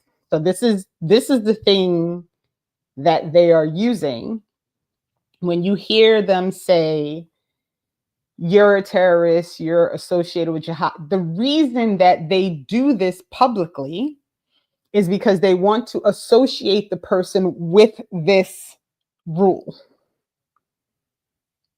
That's what it's about. So the minute you start seeing statements and presentations that someone is associated with whatever terrorist group they want to claim your association with, right? The reason they are doing it is because they're trying to associate you with this rule, this 1226A rule that says that if you are associated at all with terrorism, they can detain you. Okay? So if you hit next up at the top, it's going to take you to Rule 1227, which is what allows you to be deported. So this is the rule that they tried to use with Mahmoud, that they're trying to use with him, right? So if you scroll down a little bit, so first it says, if you're revoked, you're deported, right? And then, sorry, I'm trying to keep going. So the exceptions are, this smuggling thing, which whatever. I mean, the rules are so like wildly general because somebody could just say like you did anything and now this is why you're being deported. But it's all laid out. Okay, so when you see these things, it's very important for people and this the reason I came to this is because what we were just talking about, how there's so many like words and rules and information, and it's hard to really know like what's Moral actually what. turpitude. Moral turpitude. Can you What? imagine? They still Moral use that phrase? I They mean, sure what is? do. They sure do. Hold on. Who's? My bad. See, they don't read the sign. Somebody's knocking on my door. They don't read the sign. I'm saying, don't. I put the sign out there for a reason. I put the sign out there for a reason, saying, like, I'm trying to save us all unnecessary. You know what I'm saying? Anyway, sorry about that. I just No, needed to all good. check on, make sure, everything was, yeah. So if you scroll down to section 4, this is actually like there's a lot of different things on here, but I want to specifically point out section 4 because this is the thing that Did I just see deplorable? yeah. Did I see the word deplorables? Are they using that? You might have. So section 4. Deportable. I'm sorry. I got caught in So my this is bifocal no, don't go fuzz. too fast. Sorry. So Sorry. section Oh, I was looking for. No, sir, you did. You were there, and then you scroll. You're moving too fast, man. Where am I at then? Keep going down. Up. Okay. Keep going down. There This you go. 4 here. Security and related grounds. So this is the section that they're going to hone in now, right? So whenever we start hearing on the news and in reports these things about the national security, right? This is what they're actually referring to. So you can see that like in general, to me immediately any rule that says in general is problematic because there is no such thing as in general, right? Like so now you have the first part, which is prohibiting the export of goods, technology sensitive information, which listen, with the amount of stuff the CIA does, but okay. Then you have 2, which is any activity which endangers public safety or national security. Bruh, could we be more vague? Could it be more like wildly, like wide ranging, right? And these are old laws. Yeah, this language is old. This is not new language, FYI. So just be very clear. Like this is the current administration taking advantage of something that has always been in place. Okay.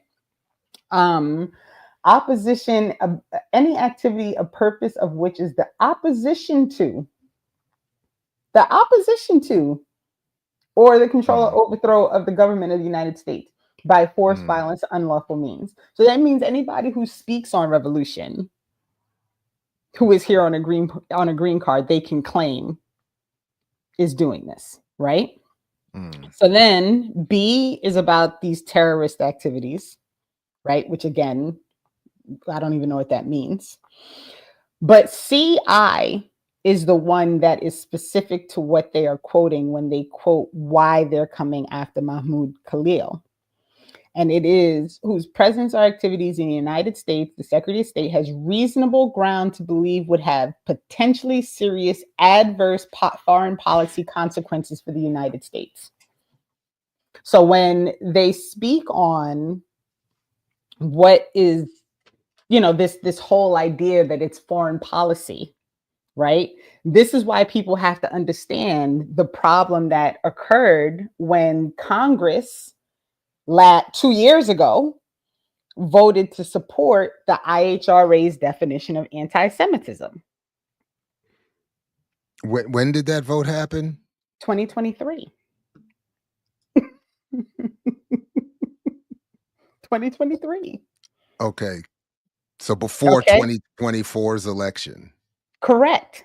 Okay, just And it making was, sure my if math I is remember right. correctly, it was damn near unanimous. I feel like there were very few people who said like this definition is not a No, because as soon reasonable as definition. I know, as soon as I Google it, we're gonna see the squad and everybody was protesting and walking out, Mm. and it was a huge fight, and the president was, in other words, the Democrats, I'm sure, put up a fight, and that we're only here because of the Republicans. So if people are curious about what I'm talking about, to the left of that link, Jared, is the actual IHRA working definition, which I'm still trying to understand how we got to a place where like working definitions are Oh, things you that mean we're actually on the okay, that got you, one. Yep. got you. Yeah, hold on a second. So Let me do it this way. Nope, I can't. All right, hold on. Oh, why is that on the screen? Oh my goodness. I was just about to say, that's all on Goodness the screen, gracious. right? Goodness gracious. Hold on. Let me just get myself together here. Hold on. Hold on. My mouse stopped But working. This is at just a least people mess. know, like when I say we have spreadsheets for everything, I really mean it. There's a spreadsheet for everything. Yeah. Oh my goodness. Oh my god. Here we go. All right. There we go. Boom. And then here we go. Sorry about that. No worries. Decline. A working definition of anti-Semitism. Right. So it's not up. Did you mean to put where you Oh, pulling it's it up? not? Mm-mm. Yeah, it is. Oh, Wow. What's going on? That there, yeah, here we there go. must be. Okay, I there think it there's is. something. No, there. I think I'm on some kind of delay. It took forever to actually show up. That was It weird. was being shared. So, but I want everybody to take note of the first sentence. Read the full text of the IHRA's non-legally binding working definition of anti-Semitism. So how is this applicable anywhere for anything? How? It's just something for them to reference on the path to making abuse legal. Right. To take something that's not legally binding and make it legal. Right. Because how is Congress voting on this as a thing? And how are bombs dropping on Palestinians, people being scarred by anti-Semitism? Right. How does that work again? Listen, if you figure it out, let me know, because I'm still. All right. Okay. So essentially, this definition has been updated, I guess, semi-regularly, but in recent times, this working definition has been adjusted to now include Israel and Zionism as part of what is considered anti-Semitic.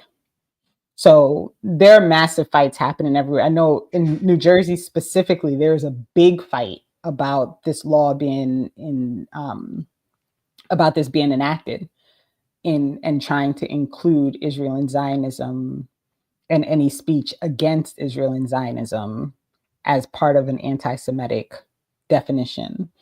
So when we talk about free speech and the things that impact our ability to utilize our right to free speech, people really need to understand all of these very, very random things that are being implemented in an attempt, right, to destroy our ability to just do the things that we're supposedly allowed to do.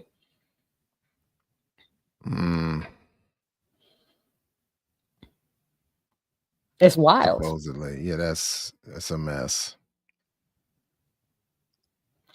And when you read, so Mahmoud Khalil's habeas corpus filing, which is what they filed to make sure that he didn't get deported before he was able to actually have a trial.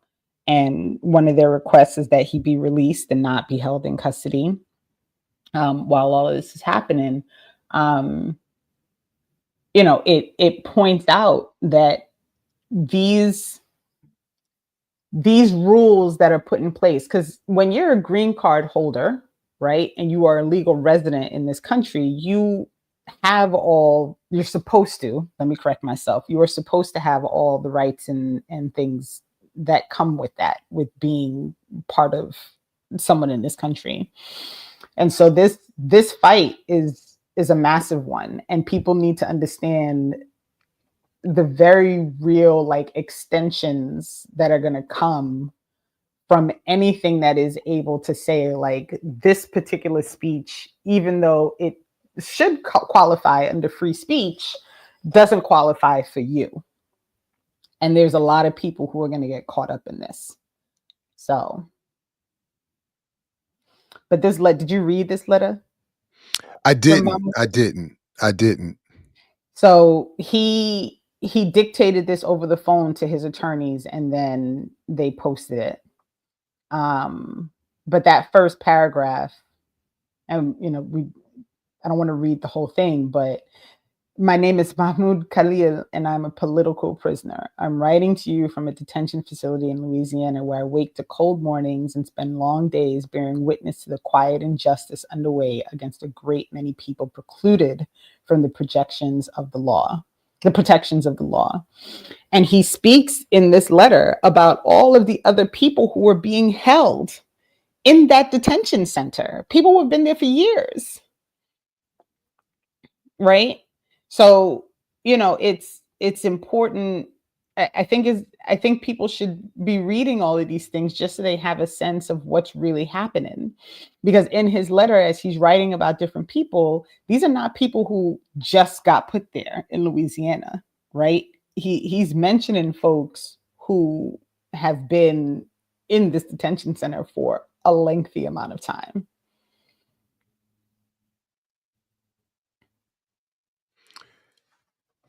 Yeah, that's no, I haven't read this letter, but I am at least familiar with some of the conditions and experiences being described. And it is horrific. And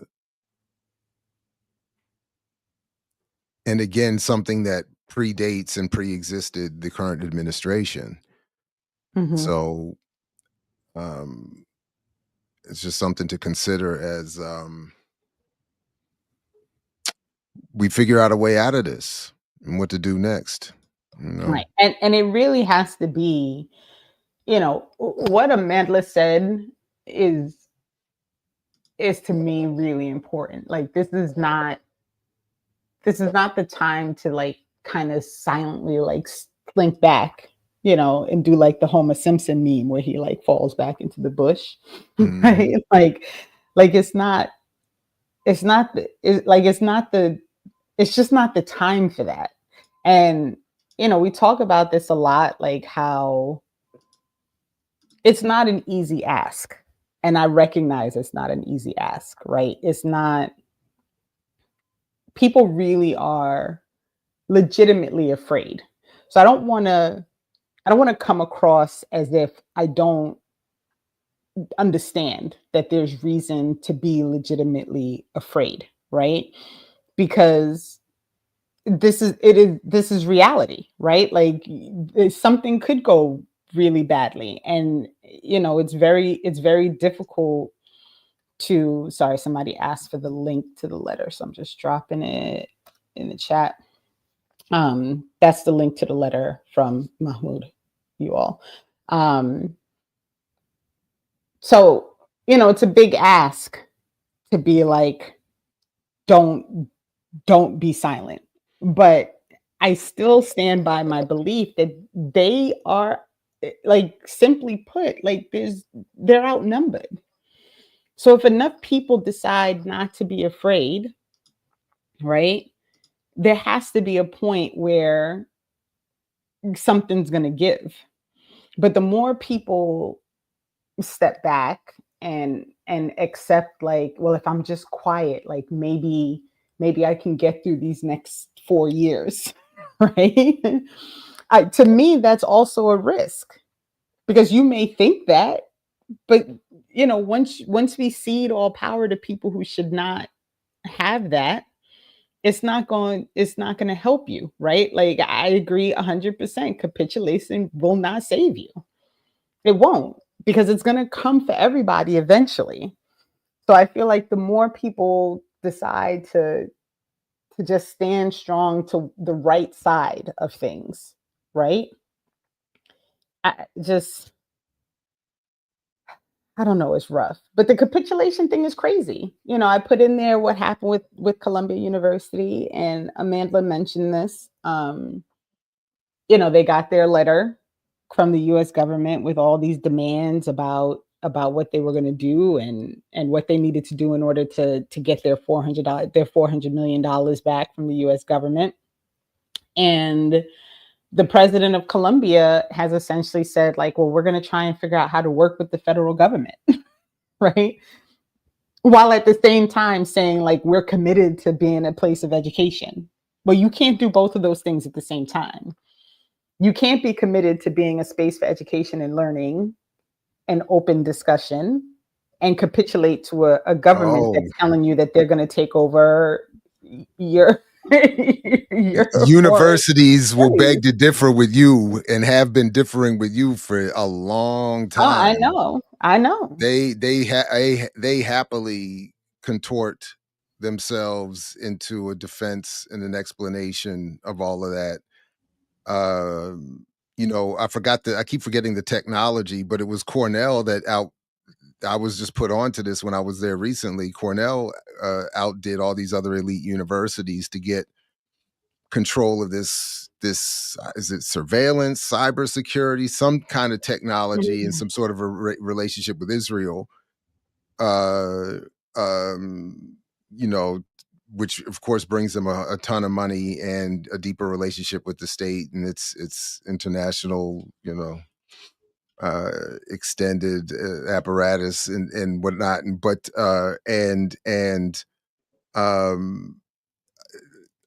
yeah, it's like there's an argument being made that some see their path to becoming a Research One institute that is a top tier institute, not by the development of PhDs and dissertations necessarily, but by procuring government contracts. Right. And if you can listen, what started the downfall for me and others at the school I used to be part of was the dean showing up and telling us directly out the gate, we're here to get money from the communications industry, and you will teach what that industry wants. All this fantasy about academic unit and PhDs and whatnot is of no interest, or is at best secondary. So, just even at that microcosmic level, again, to the point we were making about local politics, and then those who succumb and adjust and seek to benefit may be able to do so temporarily, but there's no guarantee that that what was the statement you put up from Bourne? Compliance is not going to get you to win. Capitulation is not going to help you. Yeah, it won't. So, and I want people to understand, like, I just don't think this is true. Like, some of the endowments that these universities hold on to are worth billions of dollars. So what universities want is they want Cornell did not need that contract. They do not. Right. But what they want is they want to continue to have access to those, like what you just mentioned with the surveillance technology. Right.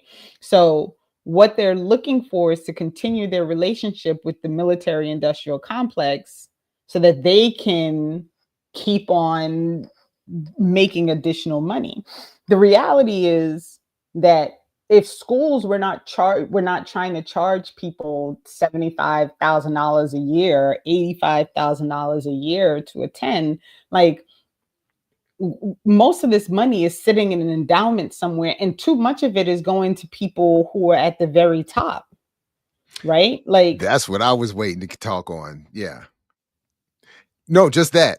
I didn't mean to cut you off, but that no, was but the I'm exact like, point. that's part of the problem, right? Like, why are we paying millions of dollars to someone who is sitting in an office and not interacting and teaching students every day, right? That's what that. That's what. So that's where I always start. Like, again, I get it. One university may not have as much as another. One community may not have as much as another, but there are ways to mitigate the differences by redistribution. And when we start with all of these crazy, crazy salaries at the top, Mm-hmm. I mean, some of even the poorest institutions have presidents and administrators making hundreds and thousands, even millions of dollars, or $1 million in some dollars. Is crazy. So it's not that government contracts don't help, and obviously, Ndugu has a point to some extent. It's not that it's not, but it starts with everything from how universities are funded, to what extent taxes and states are involved, to what extent federal taxes can or should be involved, to what extent there's redistribution at the top, from the top down.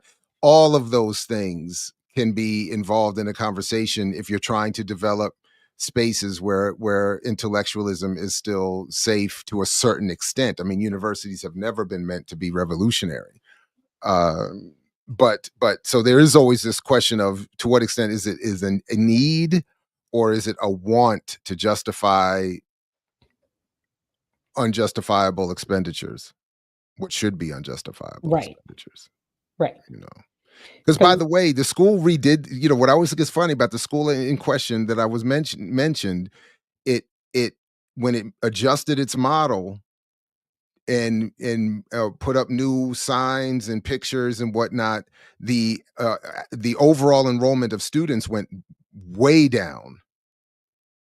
So again, the idea that you need all of this to perform better as an institution of education is pure I mean, that was just another example of how it was fantasy. We were teaching more students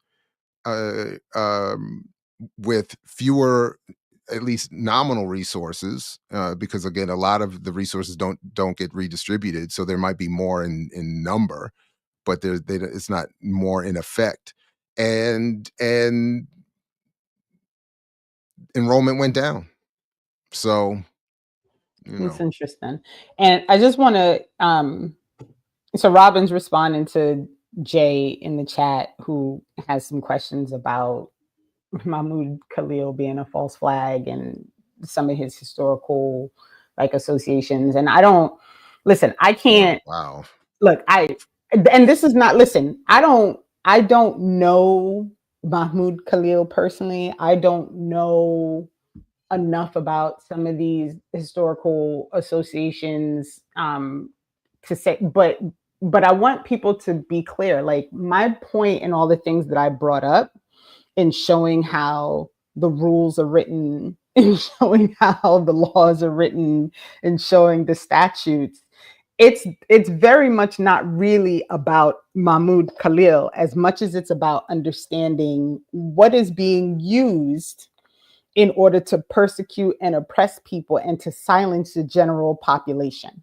right? And so for me, you can have valid questions, and we never really know what's happening, but none of that changes how this is all going down, right? Like, none of it changes that the US government sent armed enforcers of the state to someone's house and pulled them out of their house over claims that they are causing a potential danger to US foreign policy, right? Which is based on a temporary working definition written by a private organization. Right? Like Message. I'll just say it, right? So this And is again, even if it's a false flag, what he references, for instance, the Senegalese brother who's been stuck in there for years, even if that's made up, that happens. So, right. and it's been happening. So that, to your point, is at minimum should be of equal concern, Right. even if folks feel that the specific case in question is not up to their standards of inquiry. And I also think we should be very mindful of the fact that part of the reason this is getting the press that it's getting is because it's happening under this particular administration, right?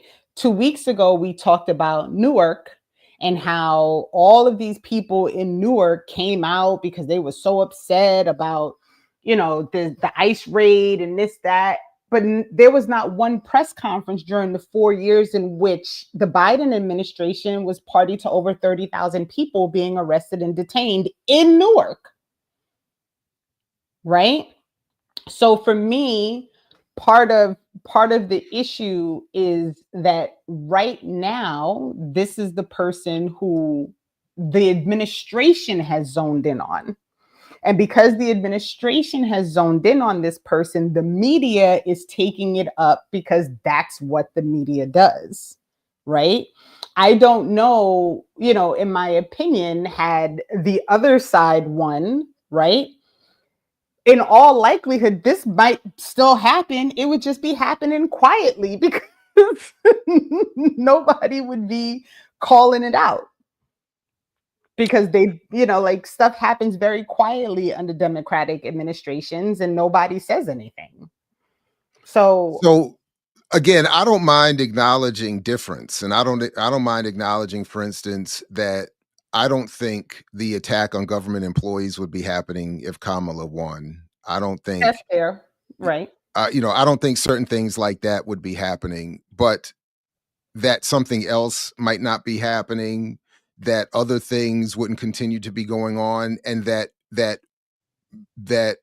many more people would have somehow been convinced by that victory that this is a country that it isn't. Mm-hmm.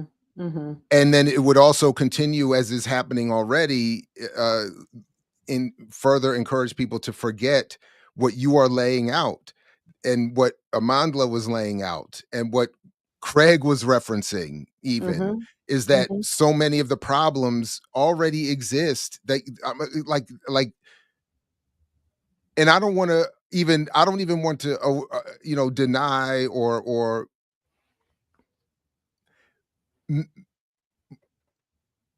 more negative impact is being felt by this current administration than I'm just trying to. I don't want to look. I'm very much aware of what's going on. And in some ways feel it intimately, but the any tendency to forget where we were, any tendency to forget that what we had before is what led us to this point, is part of the problem that led us to this point.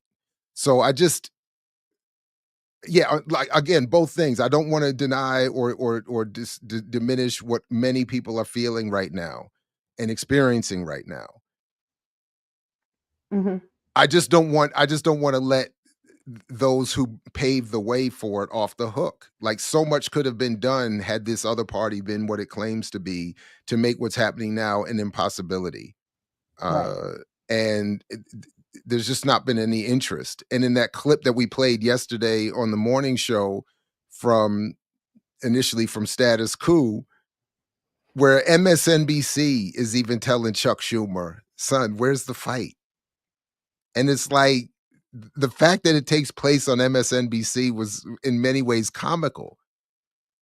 Like, for you, the fight was getting a Chuck Schumer elected.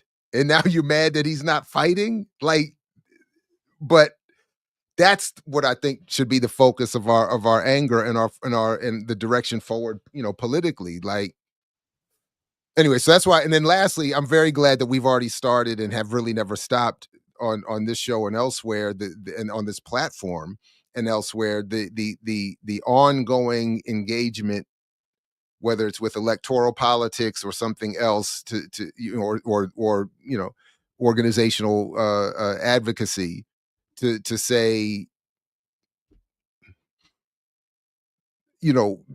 let's start now. Like, if you want to build an electoral option, what are you and your favorite platforms and your favorite pundits doing to say, so that we're in 2026 and then in 2028, people aren't, oh, what a Green Party's just popping up. Well, Right, where's the PSL right, been? Or right, where's yeah. right. All right. And you know what I want people to understand. Zero PE. They ain't coming. They ain't coming. What I also don't want to get distracted by is this focus on individual people, right? Again, I brought up the specific issue of Mahmoud Khalil because for New Jersey, as that case is likely to happen in New Jersey, for me, it's something that I'm paying attention to. My real point and focus, really and truly, is that people need to understand how vague and opaque all of these rules and laws and policies are, because at any moment it can be turned around and pretended as if you are somehow not aligned with what you were supposed to do, and therefore we can do whatever we want to you, right? And someone said in the chat, like, Biden would never have arrested a green card holder. Can I just remind you all that, like, an hour ago, we talked about the 200, 300 people who were arrested and being held by the federal government who, no, they're not green card holders because they're actual citizens. Like, who were born. Like, what are we talking about right now? Right? Like, this is about the problem. And this is why, again, I get that things for people, and I understand that things are crazy, but the minute we start making this about Trump, we are forgetting about all of the problems and focusing on one person. One person is not the problem. The system is the problem. Just saying. All right. Well, All right. On our way out, just again, quick shout out to the People's Forum. Got some great books that we can start So jealous. building on. Yeah. The Trinity of Fundamentals, and then 2 volumes of Think to Better Act speeches by Amilcar Cabral. So I'm looking forward to getting into some of that as well. Anything else before we get out of here? Again, I had a really good time in New York. This was a short trip, but a lot of fun. Good to see you and others. It was a good time. So good to see you. And it was really, really fun to sit at the table and just talk to people. And finally got to meet Geechee in person, which was dope. Yeah, that was wild. I forgot that you all had. You forgot that we had never met in person. And it was good. It was good to just be family. It was cool. It was cool things. So thank you for that. Thank you to the folks in the chat. I'll let you wrap us.